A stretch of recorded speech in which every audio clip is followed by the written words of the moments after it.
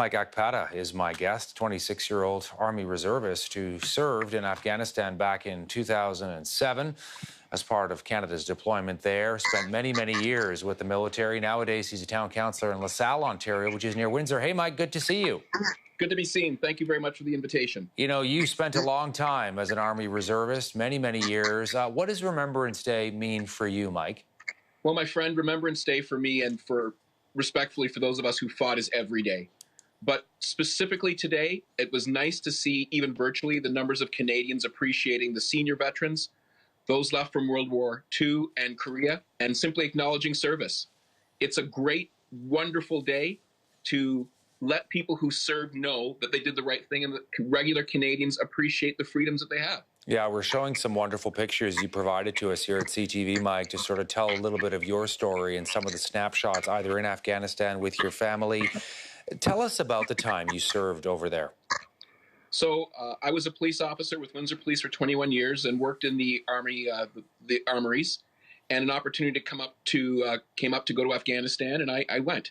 Simply put, the regiment I belonged to, the Essex and Kent Scottish, formerly the Essex Scottish, the same regiment, unfortunately, that was massacred at Dieppe, had set a standard of service and dedication to things larger than self.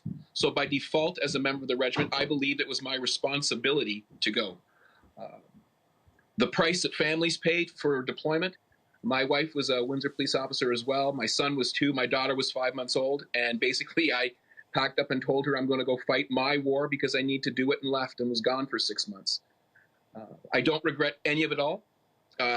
Veterans stand on the shoulders of giants, and those men, women, soldiers, sailors, airmen, and airwomen who've given their lives, I owe a debt of gratitude, not only for being a Canadian and having my Canadian citizenship, but understanding the most Canadian value that I've learned from these men and women is self-sacrifice. Mm-hmm. And also the experience, Mike, of being a black soldier, too, in the Canadian military. You know what? One of the neatest things about this is if we look at the progression in the history of our country from First World War, where we were segregated, 2 Construction Battalion was a classic example, to World War II, where officers were told that you had to be of European descent to fight, to now where I could lead a section where nobody cared what color I was. We've progressed. Nobody cares what your religion is. Nobody cares what your sexual preference is, your sexuality. It doesn't matter. You are a Canadian who's putting on a uniform, who's offered the government of Canada a blank check payable with your life to protect this country.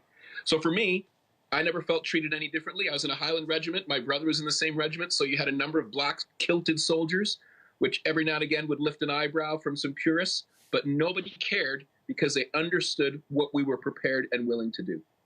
Hey, Mike, wonderful to have you part of the conversation today on this Remembrance Day. Thank you for your service, and thank you for taking the time for CTV News. Absolutely appreciate it. Stay safe. You as well. Mike Akpata joining us from LaSalle, Ontario, not far from Windsor.